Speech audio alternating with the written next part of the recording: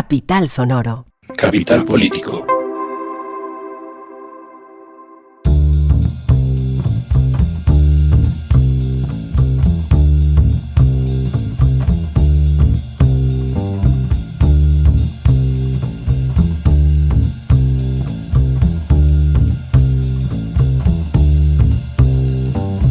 Capital Político es un podcast que se ocupa semana tras semana, 2 veces a la semana, de las noticias más importantes de Colombia, Bogotá y el mundo. Yo soy Santiago Rivas y nuestro temario está, por supuesto, dominado por la noticia de la semana y seguramente del mes, que es la crisis ministerial que dio con la salida de 7 ministros y el reemplazo de lugares fundamentales, como por ejemplo la dirección del DAPRE, de RTBC. Seguimos sin saber nada. Después vamos a tener una entrevista de Juan Pablo Conto sobre la situación en el Chocó, porque obviamente corre la agenda y Petro hace sus anuncios, que a propósito, si quieren firmar la petición para que Petro haga anuncios en horario laboral, está por ahí corriendo, bien puedan. Yo ya la firmé. Y vamos a terminar con una entrevista sobre noticias internacionales. Nos van a explicar un poco qué es lo que está pasando ahora en Sudán, país que lleva en conflicto muchísimo tiempo, que parecía que se había apaciguado, pero que de repente recrudeció o empezó a arrojar otra vez noticias de violencia que terminaron por expulsar también a las misiones diplomáticas de los países potencias de Occidente. Vamos entonces a empezar.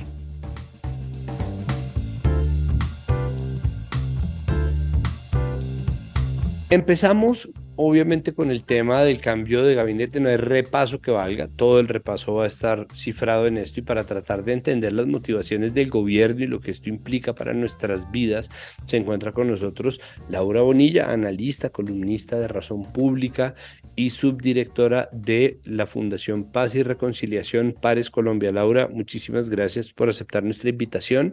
Bienvenida a Capital Político. Hola Santiago, siempre es un gusto estar con ustedes en Capital Político. ¿Qué carajos pasó? Vamos a empezar con las preguntas serias. ¿Qué carajos fue esto? No, hábleme un poco, por favor, sobre las motivaciones. Petro da unas declaraciones muy fuertes en Zarzal. Antes de eso había tenido ya un encontrón con los partidos, había trinado, que eso ahora se volvió una cosa súper importante. Había trinado, le has dicho, no, buena suerte, además, una cosa tajante, casi despechada, como de pues adiós, y luego viene un remesón de ministros. ¿Cuáles son las razones, las motivaciones? ¿Qué discurso puede configurar Petro alrededor de esta decisión? Mira, ahí en eso yo la mejor frase que tengo nos la dio en Pares León Valencia y nos dice: uno de viejo hace lo que aprendió de joven. Entonces digamos que lo único que yo encuentro ahí es mirar un poco el estilo M19 y comparar para entender las motivaciones del presidente desde su temprana juventud. ¿Y qué encuentro? Encuentro que efectivamente el presidente se relajó durante un tiempo en términos de resultados. Es decir, él no estaba obteniendo los resultados que realmente necesitaba y da como este golpe de opinión de remesón ministerial casi que para empezar otra vez. 2, él es un zorro político. Entonces, en la relación con el Congreso, yo creo que él sí tiene todo muy calculado. Cada salida de ministro es en parte un castigo, pero también es una zanahoria a quienes le interesa el, digamos, para la negociación. Entonces, mira tú la división entre Senado y Cámara, ¿no? Los senadores con César Gaviria, los representantes a la Cámara con Petro. Y mira también el mensaje que está dando con la elección del presidente de la Federación Nacional de Cafeteros. Nos vemos con las bases. Yo negociaré directamente con sus bases. ¿Qué está haciendo ahí? Saltando intermediarios y bajando los costos de transacción. Esa es, digamos, la interpretación que yo tengo de lo que pasó. No le estaba sirviendo y por eso, pues, Petro decidió básicamente convertirse en Petro. ¿Qué le garantiza resultados de esto? Porque él, claro, él está cansado de no tener resultados, pero al mismo tiempo, históricamente, porque pues obviamente entiendo perfectamente el rasgo de cómo uno puede leer en la juventud de Petro las acciones del Petro de ahora, pero al mismo tiempo Colombia también ha venido sacando adelante progresos que con el tiempo se vuelven significativos, pero que empiezan con pasitos muy cortos, ¿no? Y creo que nuestra historia está plagada de acuerdos que son inevitables porque las fuerzas en conflicto son muy grandes. Entonces, ¿cómo puede garantizar esta movida de Petro que de verdad vaya a haber resultados a la luz de lo que él necesita? ¿Cómo puede la aparente o el aparente corte de un diálogo solucionar un problema de gobernabilidad que estaba fundamentado en el diálogo? Es que yo creo que Petro tiene un as bajo la manga ahí y es la territorialización de la política, el ordenamiento territorial de la política. Esto es bueno, yo esta hipótesis la saco por primera vez al público, te la voy a explicar, a ver, puede que me destoche, puede que no. A ver. Sí. A ver, la negociación política y el nivel de acuerdos en Colombia casi siempre ha sido acuerdos mediados por un poder muy centralizado en los partidos políticos, en el Congreso, en todas partes. ¿Qué es lo que yo siento que hizo Gustavo Petro con eso? Cortar una gran parte de la cadena de intermediación. Y eso se nota mucho. O sea, digamos, la política en Colombia tiene jefes, digamos, un senador casi siempre es el jefe de un grupo político, de los operadores políticos. Él tiene unos representantes a la Cámara y eso tiene unos determinados costos de transacción. Petro se está ahorrando el senador. Eh, Petro se quita encima el senador, pero ¿cómo hace, por ejemplo, con los jefes? Porque pues ahí lo que estaba pasando es que ni siquiera estaba enfrentado con el senador, estaba enfrentado con César Gaviria, por ejemplo, y César Gaviria amenazó, ¿no? Como él tiene la tiquetera de avales, él Pero ya tenía no, amenazados, ya no, como hábleme ya un no. poco sobre ese cambio en el orden del poder. Entonces los avales, ¿qué? Es que imagínate, hoy en día, digamos, ya hay una oferta de partidos mucho más grande, especialmente en territorios. Roy Barreras tiene partido, Mauricio Liscano tiene partidos. Los operadores políticos en Colombia saben perfectamente hoy que si el Partido Liberal no les daba, cualquier otro se les da, porque son los mismos operadores políticos regionales. ¿Qué pasaba? Que es que César Gaviria, y por eso los senadores están con él, porque su gran mérito es ser gestores y operadores políticos completamente centralizados. Entonces yo controlo los senadores, controlo la interlocución con el gobierno nacional. Si yo tengo interlocución con el gobierno nacional, tengo burocracia. Bajo la burocracia territorio, me traigo un poco de gente a trabajar en ministerios, en etcétera, etcétera, etcétera. Cuadro la mermelada, pues las transferencias, pero de alguna u otra manera yo organizo todo. Yo creo que lo que Petro hizo, y aquí es donde digo, pues, digamos, en estas pocas semanas veré si me destoché o no me destoché, es cortar la intermediación de César Gaviria y se lo cobró al Partido Liberal como no se lo había cobrado a nadie más. Mira que dejó a Mauricio Liscano, eso quiere decir que esa interlocución directamente con los regionales, que de pronto fue de la U, deja la puerta abierta para la negociación uno a uno. Eso puede o subir o bajar los costos de transacción. Yo digo que los va a bajar y que el gobierno va a empezar a darle durísimo a la Cámara, que a su vez son los que tienen el poder político regional a portas de las elecciones locales. Entonces, eso es una jugada bastante, eso sí, creativa, digamos, bastante creativa y bastante disruptiva con el régimen político colombiano. Vamos a ver qué pasa.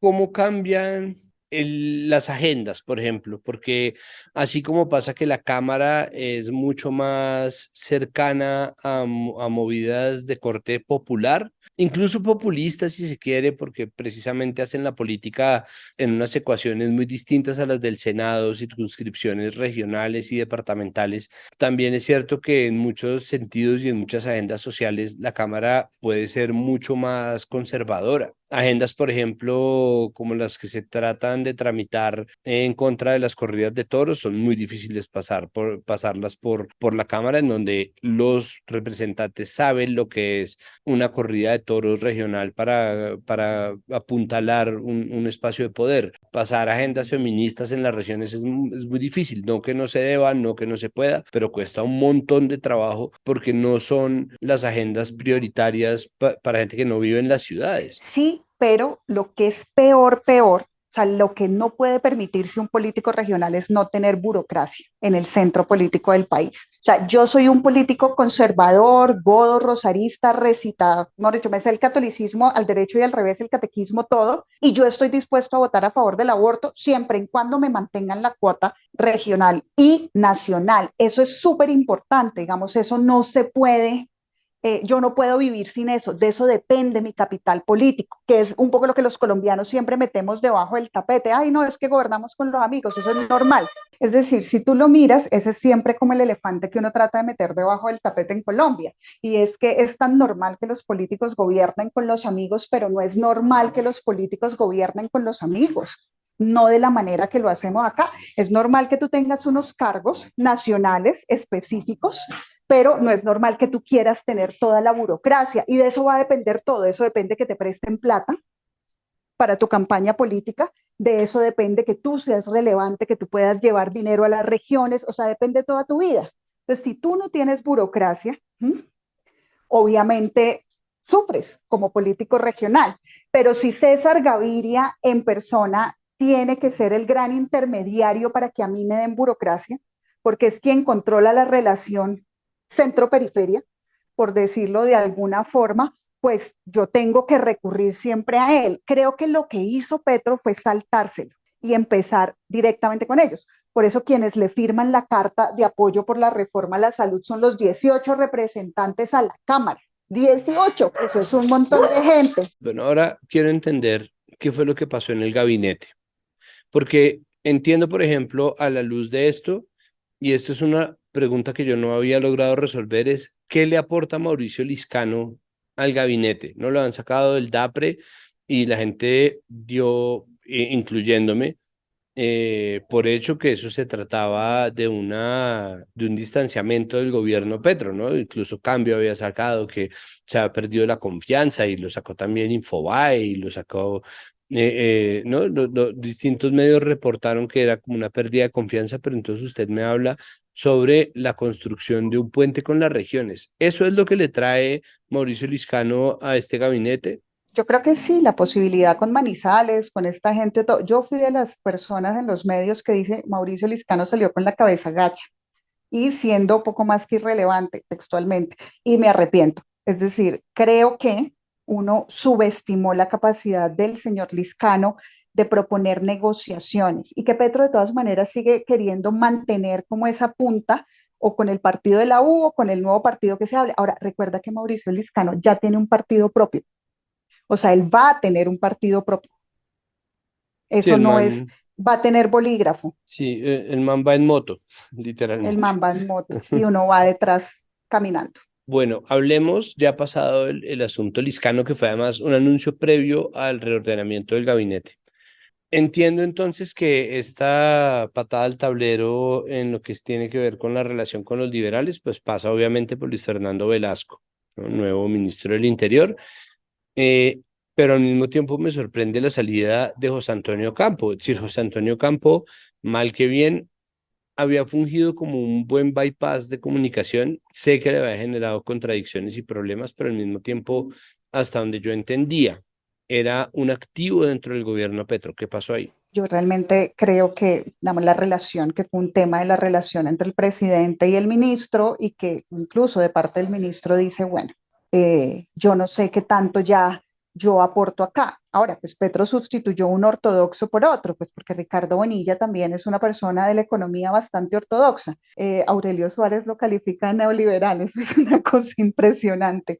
Y también creo que Petro sintió que necesita dar un mensaje y que ese mensaje implica no me tiembla la mano para poner y quitar gente. Y recuerden que yo gané las elecciones. En eso, digamos, creo que también la salida de Ocampo a ese mensaje, incluso la salida de Carolina Corcho. Es que Carolina realmente, más allá de haberse quemado ella misma defendiendo la reforma a la salud y de una manera además como Juana de Arco titánica a favor de esa reforma, ¿qué más le aportaba políticamente al presidente? Pues no era la mejor negociadora, no era la persona que más lo gritaba, no le iba a garantizar que la reforma saliera.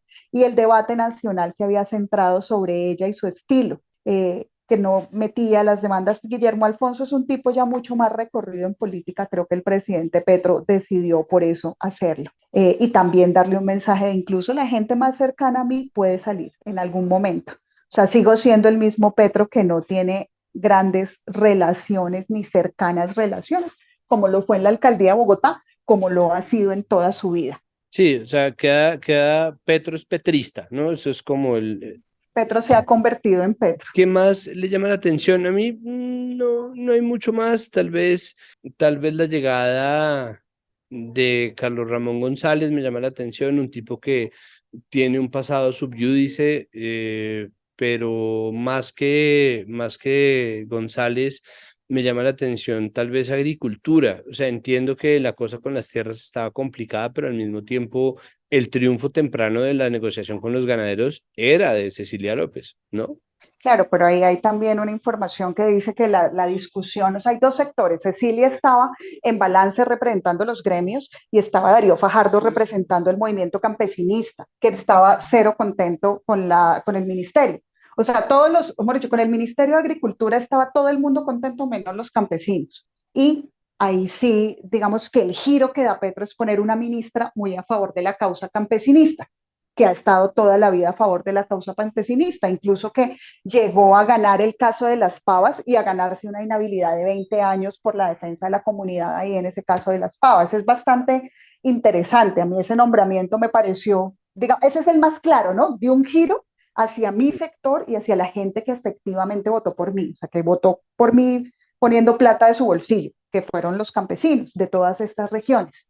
Y con Carlos Ramón González no me sorprende nada. Digamos que Carlos Ramón ha sido el armador del Partido Verde desde su fundación, desde que era Partido Verde Opción Centro. Y es una persona que se ha mantenido ahí, no ha tenido pocos cargos públicos, fue concejal en Bucaramanga, pero ha sido un tipo, digamos, que ha estado en la política siempre y conoce a Gustavo Petro desde chiquito. O sea, se conocen desde chiquitos. Ahí sí es una persona del M19, de su profunda entraña. Bueno, por último, ¿cuál es el perfil general de este gobierno que nos queda? ¿Qué va a hacer Petro para garantizar un diálogo y qué va a hacer Petro para garantizar que llegados los frenos y los contrapesos, es decir, de cara al Congreso, va a poder solucionar los problemas o va a poder entregar triunfos o se está condenando en cambio a tener un gobierno mucho más parecido a su proyecto inicial, pero mucho menos eficiente, si se quiere, en términos de lo que puede lograr en gobernabilidad? Pues mira, la eficiencia nunca ha sido el mérito de la izquierda en Colombia, ni de Gustavo Petro en ese marco. Pocos, bueno, a excepción de Lucho Garzón, que tuvo una gestión pues calificada por los ciudadanos como eficiente, no hemos tenido muchos avances. Tampoco es su gran preocupación. Creo que ahora empieza a darle más importancia a la eficiencia que antes, pero no es la gran preocupación del gobierno. Creo que él va al día. Vamos, este día mi preocupación es la gobernabilidad y necesito sacar las reformas. Después de que saque las reformas, va a pensar en cómo las implementa y después va a pensar si le sirve o si no le sirve. Ahí que se ve que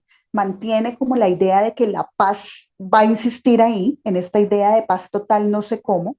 Salió al mismo tiempo la política pública de seguridad y defensa, que es la primera política pública que hace un gobierno de izquierda en Colombia en un tema que no es su experticia. Mantiene a Iván Velázquez y mantiene a Álvaro Leiva, pues que no es lo más brillante en diplomacia que pueda existir.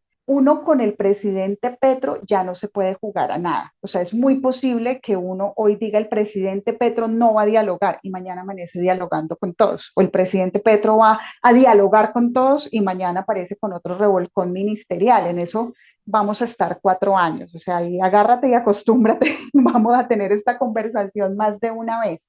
Que sí creo que va a volver a sus bases o va a intentar afincarse en sus bases sociales, las más tradicionales, las más reconocidas de los movimientos de izquierda, y va a mantener un diálogo muy directo con la política territorial. Eso es lo que creo que vamos a ver en los próximos meses del presidente Petro, si al presidente Petro no se le ocurrió otra cosa. Pues Laura, muchísimas gracias por aceptar esta invitación, muchísimas gracias por animarse a desglosar este tema bravo. Nosotros, por supuesto, seguiremos pendientes de qué ocurre y, por supuesto, también seguiremos pendientes de sus columnas y, pues nada, de su Twitter, de todo. Mil gracias por estar acá.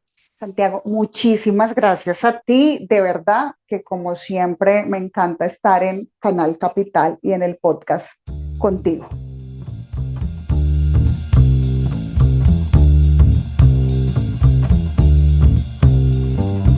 Ha corrido el 2023, se han registrado 15 casos de muerte por autolesiones. Por ello, o a raíz de esto, la Defensoría del Pueblo hizo un llamado a las autoridades para que atiendan la situación que ha afectado más principalmente a mujeres, que son 10 de los 15 casos. Estos casos se han presentado más que todo en Bojayá, Alto Baudó, Quibdó, Bahía Solano, Bagadó y Lloró. Para intentar entender qué está sucediendo, vamos a hablar con un joven en Vera Dóvida, a quien vamos a proteger el nombre por motivos de seguridad, pero que nos va a contar un poco cuál es la situación. Le damos la bienvenida entonces a Capital Político. ¿Cómo está? Hola, ¿qué tal? Muy bien, gracias. Bueno, cuénteme qué es lo que está sucediendo, cuál es el contexto de violencia en este momento en el Chocó y en qué territorios y qué está pasando. Para comentarte, son varios panoramas en lo que se puede, digamos, hablar desde distintos puntos en mi conocimiento y en mi recorrido en el territorio. Pues aparte de la violencia, pues digamos que pasa el país en un contexto ya de muchísimos años. También estas comunidades, digamos, estaban un poco alejados por muchos años realmente del tema del conflicto porque no llegaba a sus territorios. Luego, después de una cadena de sucesos donde se movilizaron precisamente los que en un tiempo estaban en estos territorios, como fue la disidencia de las FARC, pues empezaron a entrar nuevos grupos a estos territorios que de por sí ya generaba un poco ya tenían dificultades, de hecho, internamente, ¿no? Digamos, en disputas políticas o decisiones gubernamentales, internas de comunidades, y se suma gran parte pues, también lo que es el conflicto, agudizando un poco también las problemáticas dentro de estas comunidades. ¿Qué caracteriza a las poblaciones donde se están presentando estos casos de autolesiones? ¿Qué tipo de presiones son las que están recibiendo y cuáles son los perfiles o las personas que más se están viendo afectadas? Bueno, digamos la situación como tal dentro del conflicto, digamos, y lo que ejerce el conflicto es, digamos, que un desequilibrio total, digamos, las dinámicas culturales que maneja cada etnia, ¿no? No solamente estamos hablando de poblaciones dóvidas, sino poblaciones catías, poblaciones Gounam, poblaciones yávidas, pues que principalmente nos encontramos en los territorios, en ríos, digamos, en zonas muy lejanas, pero también es un lugar como muy estratégico a acceso al mar. Y digamos que un poco el contexto es que gran parte de las luchas que se generan en estos dos grupos precisamente para encontrar las mejores rutas, digamos, para el narcotráfico. Principalmente de quienes padecemos, digamos, el tema del suicidio, de tomar decisiones debido al conflicto o de otra forma, son jóvenes, precisamente, incluso niños, podemos hablar de una edad de 8 a los 24 años, quienes padecen mayor parte, digamos, esta afectación en caso de suicidio. En la otra, de caso alimentación, digamos, de manutención en comunitario, son todas las comunidades, porque principalmente cuando hablamos de confinamiento no es que nos podamos mover de una comunidad a otra, el confinamiento es también no movernos dentro de nuestro territorio, donde pues tenemos gran parte de la recolección de alimentos o navegar en los ríos, pero sí salir a municipios cercanos, pero cómo nos abastecemos si precisamente vivimos de la agricultura y precisamente ahí es donde mayor ejerce esta dificultad de no hacer nada realmente en nuestro territorio y lo que lleva es un caos total, digamos, desequilibrio del territorio, falta de alimentación y también el sano esparcimiento que hacemos, pues ya no lo tenemos. Esta situación igual como no es como la primera vez que tenemos noticia como de estos casos, ¿cómo o qué ayuda recibieron en ocasiones anteriores? ¿Cómo lo afrontó el Estado en ocasiones anteriores? Digamos que frente a estos casos que ya vienen ocurriendo desde 2010 en adelante, que a donde más se agudizaron, se habían presentado, pero en otras zonas, digamos que no era tan como si fuera tipo pandemia, por decirlo así, que dentro de nuestras comunidades. Estos casos, a medida que fueron, bueno, digamos, más visualizados, digamos que en donde sí se prestó una pequeña atención, no tan profunda, digamos que también gran parte de nuestro territorio han tenido esa difícil y, digamos, vista de los gobiernos locales, incluso del gobierno nacional, donde pues lo dejan en manos de otras personas que buscan es como medio alivianar la situación y no verla desde un contexto del que se tiene que mirar profundamente. Son mínimas las ayudas, pues digamos que se presentan en el caso de suicidio, en el caso de salud mental, justamente que es lo que más se necesita combinado con el sostenimiento, digamos, también del fortalecimiento étnico y cultural en el manejo de la espiritualidad también. Entonces, siempre se visualiza desde un área y no desde la otra, que también es importante. Entonces, estas ayudas no realmente no son como pañitos de agua tibia, por decirlo así. Es como cuando pasan los casos es donde sí quieren ayudar, pero pues como es una ayuda mínima realmente para estas comunidades. ¿Qué le piden estas comunidades al gobierno? ¿Cuál es el llamado que hacen o las autoridades competentes para solucionar este problema que vuelve a quejar a estas comunidades y a estos territorios? Quizás más presencia del Estado en nuestros territorios, si bien nuestras comunidades quedan lo más lejano, pero pues también es, si elegimos a alguien que nos represente o le damos el voto de confianza, es precisamente viendo también que reconozcan nuestras dificultades, reconozcan también que nuestro territorio tiene otros entes que no son bienvenidos, que se busque un diálogo, que quizás también intervengan en esas zonas que son de difícil acceso, pero también nosotros aclamamos que aunque es un difícil acceso es donde nosotros vivimos bien, donde nosotros nos fortalecemos, donde nosotros no tenemos tantas dificultades viendo esta situación. Si se pudiese conversar con estos grupos que ejercen la violencia o nos retienen, pues sería de mucha ayuda realmente empezando por empezando por ahí, porque así mismo nosotros podemos volver a las dinámicas que teníamos, ¿sí? Y ya desde otros aspectos, ya sí, obviamente como entidades no gubernamentales que pudiesen acercarse a fortalecer también nuevas prácticas que se sostengan en el tiempo y no que solamente lo entreguen en un momento y ya no vuelvan más, sino la sostenibilidad en algunos aspectos. Y según eso, ¿cómo debe ser ese acercamiento? ¿Cómo le piden, digamos, a las autoridades competentes, a la ONG, o a las ONG, a las que hace el llamado que generen ese diálogo con las comunidades que se están viendo afectadas por esta problemática? Pues dándole participación precisamente a las comunidades. Hay veces en mi conocimiento se le da mucho protagonismo, digamos, a los líderes, pero también los líderes, es que los líderes no representan directamente a toda una comunidad, es también poder llegar a esa zona, escuchar las voces de las personas, qué tienen que decir, cuáles son sus problemáticas, ¿no? Porque hay veces cuando elegimos nuestros gobernadores también, pues hablan por ellos mismos, e incluso no realmente hace una representación directa de estos pueblos. No digo, quiero decir que no sean, no sean todos, pero sí algunos. Entonces es como también presencia dentro de las comunidades, recorrer sus comunidades, ver la situación con sus mismos ojos y que no sea como un llamado, por decirlo así, como cualquier llamado,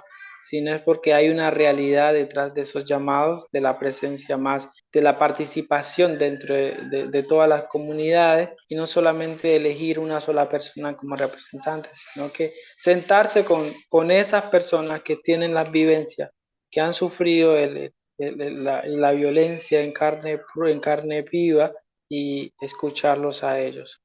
Esta situación del conflicto, ¿cómo afecta al tejido social y, digamos, toda la cosmogonía y las creencias espirituales de las distintas comunidades que se están viendo afectadas? Yo precisamente en mi entidad que represento he estado recorriendo y pues también tomando esas pequeñas voces de gran parte de los que son médicos tradicionales en el territorio y no quedarme un poco quieto, sino también indagar cómo también ellos se han visto involucrados, digamos, eh, en este tema y cómo se han dejado las prácticas. Lo que me comentan la mayoría de los médicos tradicionales es que gran parte del conflicto también es, digamos, que se haya alejado un poco la espiritualidad porque han vivido las amenazas de estos grupos porque ellos piensan que los médicos tradicionales son las personas que le hacen daños a ellos cuando están en la selva y por lo tanto se enferman o por otros grupos de grupos, digamos, familiares también que toman como la presencia de estos grupos para amenazar a alguien que no está a favor de esa familia, ¿sí? Entonces termina afectando todo un núcleo social, digamos, dentro de las creencias, porque principalmente el médico tradicional ejerce una gobernabilidad dentro de estas comunidades. Si bien hay un representante, digamos, mayor elegido por la comunidad, pero él también ejerce una fuerza, digamos, de voluntad y espiritual, que si por ese lado se debilita, pues van a encontrar que la comunidad también se va debilitando, porque él es el encargado de armonizar estos territorios, de que haya más animales, de que haya más peces, de curar la gente cuando tiene dificultades, digamos, de espirituales. Y si él no va al monte, no busca sus plantas porque hay minas plantadas, pues le queda muy difícil, digamos, socorrer a estas comunidades que espiritualmente padecen de muchas cosas y él es el único encargado, digamos, de minimizar estas enfermedades que se dan en el territorio. Luego ya están comunidades que están cerca por ejemplo, de minerías ilegales, que sus ríos están contaminados, pues el médico tradicional también quizás también hace el papel de como si fuera un médico en curar estas enfermedades. Se debilita mucho espiritualmente cuando se inducen también nuevos psicoactivos, digamos, dentro de una comunidad que nunca ha tenido una práctica y nunca ha consumido alguna sustancia que afecte, pues se afecta todo un tejido familiar, social, porque estas ya son prácticas que no tienen nada que ver con lo cultural, con las buenas prácticas, digo yo, y esto se ha estado viendo más que todo en comunidades que quedan cerca de carreteras. Y ahorita pues siempre se pensó en retirar un poco, alejarse un poco de esto, pero ya es como es que es inminente, porque siempre se trabaja ya con el proceso de coca, en muchas comunidades, pues también te imaginarás la gran dificultad que esto ha generado. ¿Cómo está la situación de derechos humanos en este momento en ese territorio, teniendo en cuenta todo este panorama que estamos recorriendo? Digamos que en estos territorios olvidados, en el tema de derecho, pues hay mucha necesidad. Si bien hay un gobierno, digamos, que ampara a la ciudadanía, pero en estos territorios olvidados, digamos que allá no ampara a nadie. Los que ejercen la gobernabilidad son otros realmente y los que nos sometemos a esa gobernabilidad somos la mayoría de los pueblos. Digamos que también, digamos que estos grupos tampoco tienen una dirección de gobernabilidad, pues digamos son otras formas y quizás para nosotros no son las más adecuadas. En cuanto a esta violación de derechos humanos, pues es muy, y digamos, es muy, y genera mucha impotencia al ver que nos sometemos realmente, donde hay violación de niñas, donde hay reclutamiento forzado de menores, donde hay despojo de tierras por otros grupos, por poseer, digamos, la siembra, para hacer forzadas las siembras de coca, desplazamientos forzados, y te imaginarás entonces la magnitud de la violación de derechos humanos que se presenta en nuestro territorio. Si bien hay entidades que están cercas, pero pues no se ve, digamos, un cese de hostilidad en estas comunidades. Siempre se habla de que vamos a hablar con ustedes porque no los vamos a tocar, pero al otro día pues ya hay una nueva orden de que ninguna de aquí de la comunidad sale, eh, se roban las gallinas, no pagan las gallinas que la gente cría, los cerdos que la gente cría, las vacas que la gente cría, entonces no hay una remuneración solamente porque ellos ejercen la gobernabilidad dentro del territorio, pues nosotros nos tenemos que someter y aguantar hambre y aguantar todos los procesos de violencia realmente. ¿Y qué herramientas están encontrando en este momento para resistir y para poder reaccionar frente a estos embates de la violencia y ante la no presencia o la inoperancia del Estado? Pues te imaginarás que como dicen de que dices, si pues está el enemigo ahí y está latente y no puedes hacer nada, pues es buscar la forma de que sea, digamos, de acercarse a ellos y manejar un bajo perfil de, bueno, los aceptamos en el territorio, pero por favor no nos hagan nada. Es como que también lo que se ha generado, digamos, dentro de la comunidad, no es que estén de acuerdo con ello, pues es que les toca, porque realmente, ¿qué más pueden hacer? Nosotros no poseemos armas. Nuestra forma de ejercer no es la violencia directamente, más es el diálogo como comunidades, pues es bueno, si ustedes se van a quedar, pues por favor, por lo menos no atenten contra, no ejerzan violencia contra nosotros. Eh, pero aún así sabemos que ellos estén ahí presentes dentro de la comunidad genera un grave riesgo.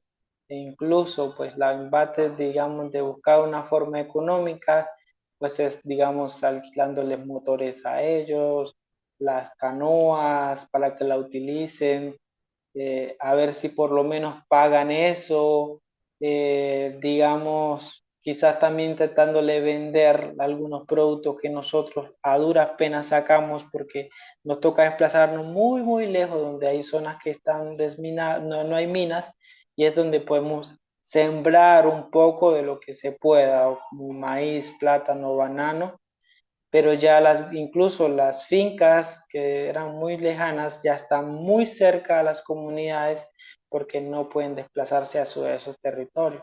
Pero también genera que esa misma tierra se desgaste y no produzca grandes alimentos. Entonces hay veces, hay comunidades que hay una bebida que se llama tradicional, que es la chicha en base de maíz, que desayunan con eso, almuerzan con eso y cenan con eso. Y eso no puede pasar realmente en un territorio donde precisamente es agricultor, ¿sí? Entonces incluso hay jóvenes que se van a otros territorios para raspar, digamos, también para buscar una forma. Eh, Nos adaptamos también al contexto y pues obviamente por no decaer. Pues muchísimas gracias por su tiempo que, y el panorama que nos da aquí para Capital Político. Estaremos haciendo seguimiento a esta situación y esperamos que las voces sean escuchadas y que haya una reacción frente a la situación que se está viviendo actualmente. Muchísimas gracias.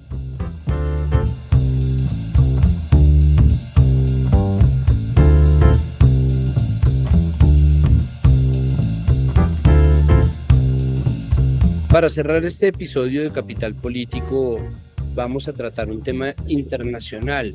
Resulta que en Sudán, un país que llevaba ya bastantes años en un conflicto, que tras la separación entre Sudán y Sudán del Sur parecía haberse apaciguado, o al menos si uno se fijaba en las noticias, en donde obviamente todas estas cosas se registran muy poco.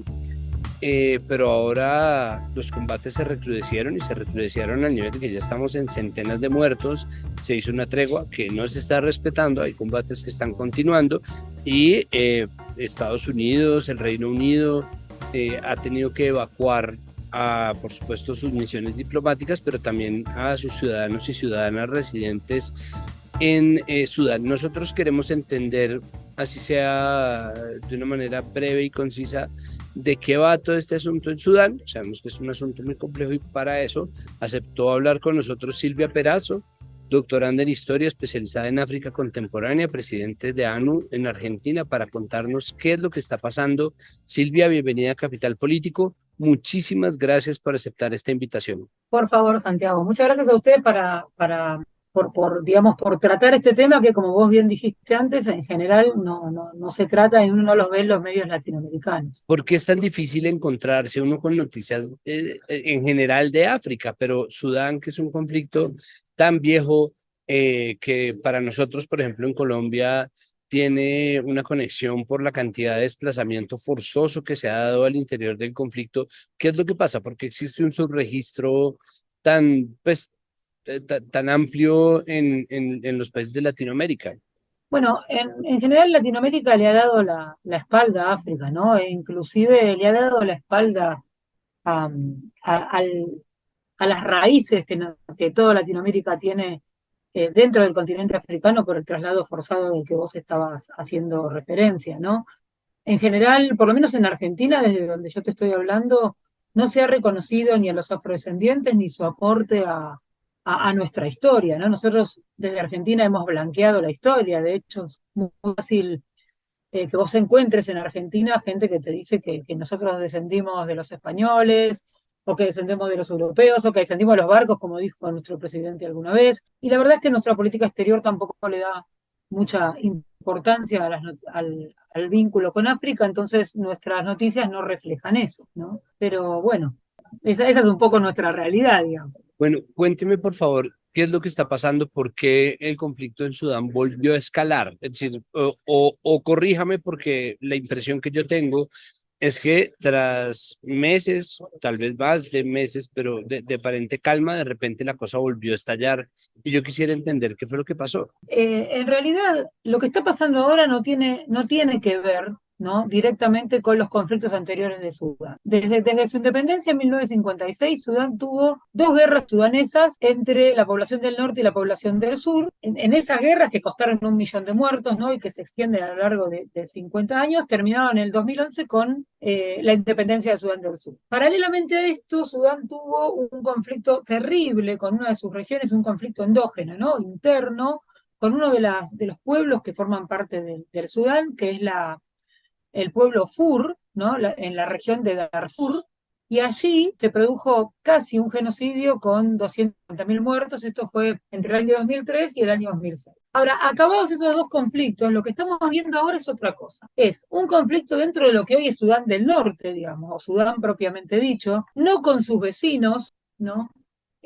No tampoco entre las diversas etnias que forman parte del Sudán, sino dentro del elenco gobernante. Es decir, en el año 2019 hubo un golpe de Estado que sacó al presidente al-Bashir del poder, que detentaba el poder por otro lado, también a partir de un golpe de Estado desde hacía 30 años. Al-Bashir hoy está, digamos, procesado en la Corte Penal Internacional por crímenes de guerra y crímenes de lesa humanidad. A partir de ahí se trató infructuosamente de entregarle el poder a los civiles. En el año 2021 vuelve a haber un golpe, sería un golpe entre el golpe, diríamos, ¿no?, acá en la Argentina, y ese golpe lleva al poder a quien está ahora, digamos, a uno de los que está ahora, un militar, que es el líder del Consejo Soberano, que se llama Abdul Fattah al-Burhani. Dentro de la coalición de gobierno, que hay varios militares y acompañan también algunos civiles, su segundo se llama Mohamed Hamdan Daglo, y entre los dos, o sea, entre el primero y el segundo, el hombre fuerte y su segundo, dentro de esta junta militar, se han producido diferencias, es decir, los dos quieren monopolizar el poder, ¿no?,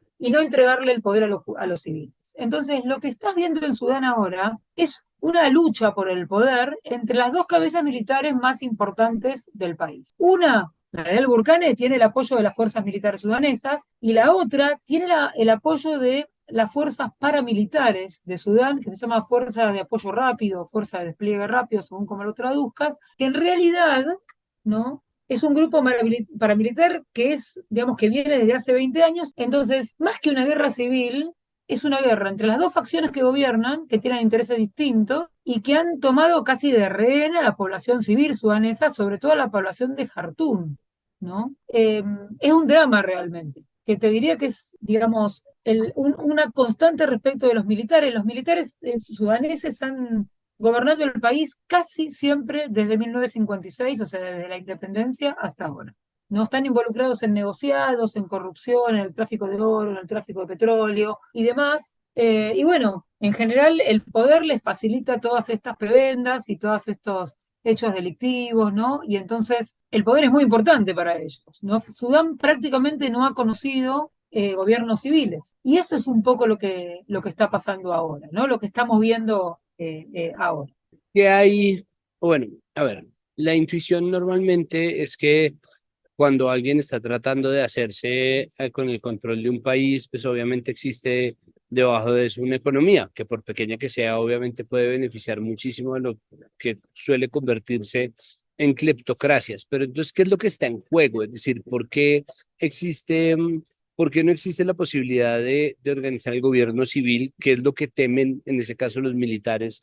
¿Porque no podrían, como colaboraron para tumbar al Bashir, colaborar, y por favor, esto en gigantescas comillas, al-Burhan y Mohamed Hamdan Dagalo? Este tiene como muchas explicaciones. En Sudán no ha habido prácticamente gobierno de civiles y en general los militares están divididos en líneas internas, en varias líneas internas de distintas, algunas de las cuales responden a diferentes linajes dentro de los árabes, ¿no? Y algunos de ellos a diferentes cofradías que han estado enemistados desde hace muchísimo tiempo, ¿no? Algunos de ellos. Entonces, en general, no es muy frecuente la mirada de los militares. En toda la historia de Sudán no has tenido un periodo de gobierno donde los militares hayan gobernado en forma unificada. O sea, siempre hubo diferencias enormes entre ellos, ¿no? El único que los pudo mantener, o sea, hay dos grandes militares, digamos, que pudieron mantener a los militares, digamos, digamos ¿cómo se llama? Matrizar, manejar las diferencias entre los militares. Uno fue el general Nimieri en la década del 60-70 y el otro es al-Bashir. Es decir, son militares que han gobernado con mano de hierro y se han colocado como por encima de esas diferencias militares que vienen de larga data, ¿no? Entonces, la manera un poco de, vamos a decir así, comprar, entre comillas, ¿no? La lealtad tiene que ver con otorgarle prebendas que vienen de una economía que bueno, no es, el tamaño de la economía de Sudán no es muy grande, pero Sudán tiene petróleo y tiene algo de oro, y bueno, las concesiones de tanto del oro como del petróleo muchas veces cayeron en algunos militares que se llevaban bien con los presidentes de turnos, digamos, ¿no? Ahí está un poco el kit de la cuestión. Lo que pasa en general en estos países, y lo digo, digamos, hablando en términos generales, que no es lo que me gusta hacer, pero que en realidad uno lo puede ver en varios países de África que tienen el componente árabe, es que cuando ese líder que es capaz de mantenerlos a todos a raya, sobre todo mediante, digamos, métodos absolutamente autoritarios, ¿no es cierto? Cuando ese líder desaparece, afloran todas las tendencias internas que estaban como acalladas. Y eso está pasando en Sudán desde que se fue al-Bashir. Hay que también tener en cuenta que estos dos militares, los dos son de la línea de al-Bashir, en realidad. O sea, que el golpe de Estado que lo sacó al-Bashir, en realidad sufrió un retroceso, porque los que subieron luego, digamos, los que sacaron a ese gobierno cívico-militar que, digamos, en forma inédita tomó el poder en 2019, tuvieron un revés cuando lo sacaron en el 2021. Es decir, los que están ahora no quieren entregarle el poder a los civiles. El poder a los civiles se lo tenían que entregar el 6 de abril. E hicieron todo lo posible para dilatarlo y finalmente no se lo entregaron, ¿no? Entonces, te diría que estas guerras internas, digamos, que hay entre los militares de Sudán son una constante de su política interna desde la independencia hasta ahora, y te diría que si salvo que encuentren una figura que los represente a todos y que los pueda mantener a todos con mano de hierro, esta cuestión va a seguir, ¿no? Es algo similar, entiéndase también entre comillas, a lo que pasó con Gaddafi, ¿no es cierto? Gaddafi, más allá de que era un dictador y demás, él tenía la manera de a las distintas tribus que conformaban el Estado de Libia, con sus respectivos líderes y demás, los podía mantener a raya por el liderazgo que tenía por sobre todas las tribus. Y se fue Gaddafi y el país implosionó. Bueno, esperemos que en Sudán no pase lo mismo, pero realmente no hay costumbre de entregarle el poder a los civiles porque la democracia no, en Sudán no ha calado nunca hondo. Es decir, es una sociedad que tiene solidaridades verticales. Entonces no podés colocar un sistema político cuya base es la solidaridad horizontal. Es decir, que todo el mundo tiene derecho a formar parte del gobierno y que todo el mundo puede votar. Esto es una concepción absolutamente ajena a la sociedad sudanesa, ¿no? Y ahí está la cuestión sobre todo. Por último, Silvia, ¿por qué están huyendo las misiones diplomáticas? Es decir, supongo que la explicación corta es por la crudeza de la violencia de lo que está ocurriendo, pero a lo que me refiero es por qué no existe una respuesta conciliadora, porque no existe todo lo contrario, una respuesta en donde Estados Unidos y el Reino Unido tomen partido a favor de uno de los dos lados. ¿Qué es lo que termina expulsando y cuál es entonces el futuro de la guerra en Sudán si finalmente están un poco dejándolos a su suerte o estoy yo equivocado ahí? No, no, creo que tenés razón, lo que decís. Están un poco abandonados a su suerte. A ver, la cuestión de Sudán la trató la Liga Árabe, que se reunió de urgencia en el Cairo para ver qué hacer. El tema lo fue tratado en la Unión Africana, iban a mandar un mediador, el presidente de la Unión Africana iba a ir a Jartum para negociar con las partes. Lo trató también la IGAD, iba a mandar al presidente de Kenia y el presidente de Sudán del Sur, que yo sepa están en Jartum, por ahí todavía no han hecho ninguna gestión. Y Naciones Unidas, sí, pidió la paz, pidió una tregua, pero no se ha involucrado demasiado. De hecho, el Consejo de Seguridad no ha sacado ninguna resolución respecto a esto, ¿no? Entonces, acciones concretas de la comunidad internacional, más allá de las cuestiones que están sosteniendo la Unión Africana, claramente no hay. La evacuación de los extranjeros es algo que pasa habitualmente en los países africanos, pero también en los países asiáticos, en el Medio Oriente, cada vez que hay un recrudecimiento de la violencia. Entonces se hacen operaciones especiales para poder evacuar las embajadas o el personal humanitario extranjero que está destacado en el territorio, ¿no? En fin, es algo que se hace habitualmente. Y Estados Unidos y el Reino Unido, de cierta manera Egipto también, no se han metido directamente en la cuestión precisamente porque no hay interés en involucrarse, digamos, en la cuestión de Sudán, ¿no? Yo creo que no hay interés por muchas cuestiones. Primero porque la región es absolutamente inestable, ¿no es cierto? Entonces, digamos, no quieren tensar las cuestiones con Egipto, no quieren tensar las cuestiones con Etiopía. Entonces, probablemente una intervención de Estados Unidos allí podría desatar los recelos, no sé, del grupo paramilitar Wagner que está en varios lugares de África, ¿no? O hacer recrudecer los conflictos en el Sahel. La verdad es que Estados Unidos hace tiempo que no interviene en forma directa en toda la región del Sahara, ¿no? Y esto puede tener que ver con el terrorismo, claramente, pero también con no involucrarse directamente en algunas acciones que puedan desestabilizar todo lo que es el Sáhara y en este caso una región que es el vínculo con el Cuerno de África, ¿no? De modo que yo creo que lo que tenemos que esperar es una intervención de la Unión Africana o de algunos estados africanos que puedan poner un poco más de luz en este aspecto, o quizás una intervención de algunos estados árabes, como por ejemplo hizo Arabia Saudita, que bueno, consiguió una tregua de 3 días, que mucho no se está cumpliendo, pero que por lo menos trata de hacer llegar, bueno, medicamentos, ayuda humanitaria, el agua potable, ¿no? Y demás. Como siempre, de todo esto que decimos, los rehenes es la población, los rehenes son, ¿no? Todos los que forman la población civil, que no tienen ni a dónde escapar, ni a dónde irse, ni nadie los ayuda, ¿no? Pero claramente están abandonados por parte de la comunidad internacional y además es una muestra más de la crisis del multilateralismo que estamos viviendo en los últimos 10 años, digamos, ¿no? Y que se ha acentuado mucho más a partir de la pandemia. Esa es mi opinión, al menos, ¿no? Sí, pero no creo que tienes razón. De hecho, me gustaría cerrar con eso y es, ¿qué está pasando entonces con los organismos? Porque claro, uno piensa que de inmediato van a entrar a intervenir, aunque no le parezca a uno lo correcto. Es decir, a mí no me parece correcto que entren a bombardear a nadie, No, claro, ni no, apoyar a ningún lado, totalmente, sí. pero al mismo tiempo, pues para eso se supone que está la ONU, ¿no? Es decir, para eso se supone que existe una serie de organismos que están hechos precisamente para contener y detener esto. Y usted habla de la crisis del multilateralismo y me parece que tiene toda la razón, porque precisamente, pues, y creo que también la guerra, pues, la invasión de Rusia a Ucrania es una muestra de hasta qué punto están maniatados las entidades. Entonces, ¿qué está pasando? O sea, es falta de voluntad política, es que verdaderamente se las arreglaron para hacerle un bypass a estas entidades y las dejan atadas de manos o en dónde queda pues la comunidad internacional. Y sí, en realidad es una mezcla un poco de todo lo que vos dijiste, ¿no? El multilateralismo, digamos que fue tan importante en la década del 90 y que tuvo un resurgimiento, bueno, tan importante a partir de allí y demás, se fue resquebrajando a partir del año 2000, año 2003, y vos me preguntás especialmente por Naciones Unidas.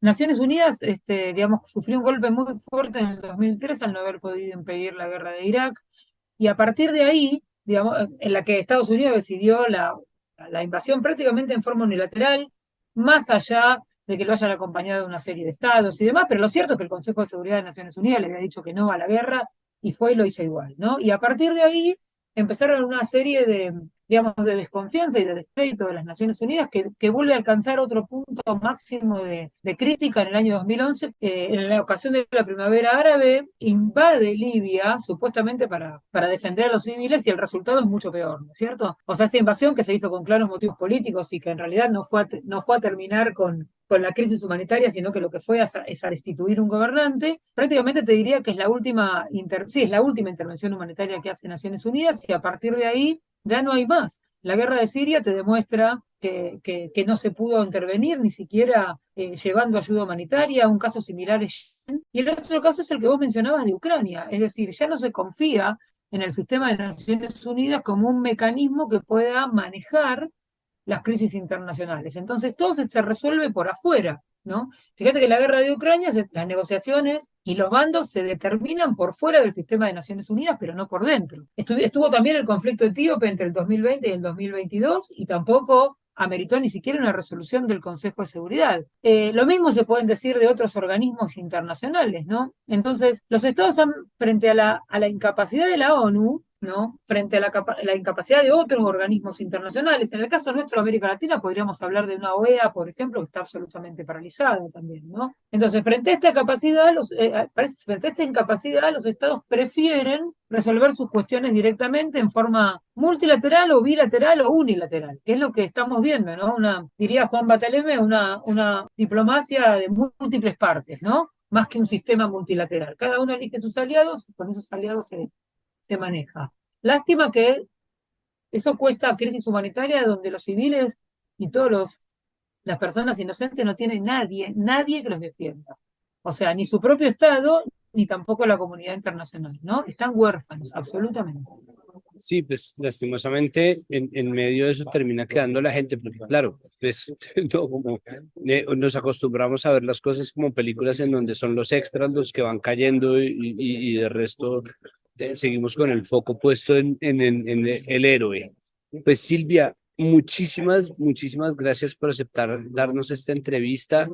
Le agradezco y pues qué fortuna haber tenido la oportunidad de hacer este puente transnacional. Mire lo muy largo que hay que andar para poder hablar de estos temas. Así por Zoom se demore un segundo en llegar el enlace. De verdad le agradezco muchísimo por estar aquí con nosotros en Capital Político. Por favor, muchísimas gracias a ustedes por el contacto, un placer hablar con ustedes, así que cuando necesiten, aquí estamos. Un gran saludo para todos allá en Colombia. Muchas gracias.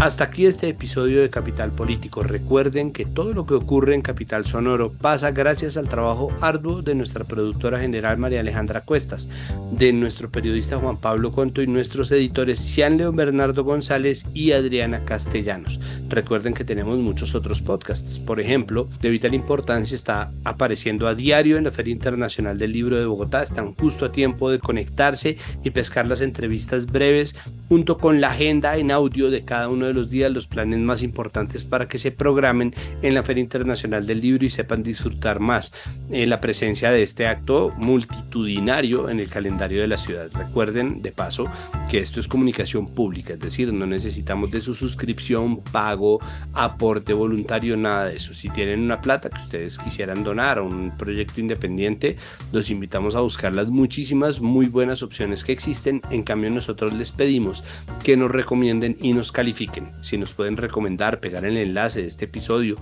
en cualquiera de sus redes sociales, los chats familiares, dándoselo a cualquier persona que ustedes crean que puede sacar provecho del contenido de Capital Político, por favor hágalo. Y si la plataforma en la cual usted escucha este podcast tiene la capacidad u ofrece la posibilidad de calificarnos, pues por favor denos una calificación para que sigamos nosotros avanzando y haciendo crecer la comunidad que se conecta con Capital Político y los contenidos de Capital Sonoro. Capital Sonoro.